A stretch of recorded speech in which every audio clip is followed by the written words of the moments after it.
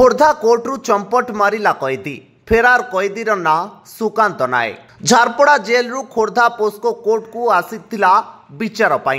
Court रे सुनानी बेले पुलिस को धक्का मारी चंपट मारिछि एही कैदी। खबर पाई खोर्धा भुवनेश्वर कमिशनरेट पुलिस रो टीम कोर्ट चारिपट विभिन्न स्थान खोजुछंती।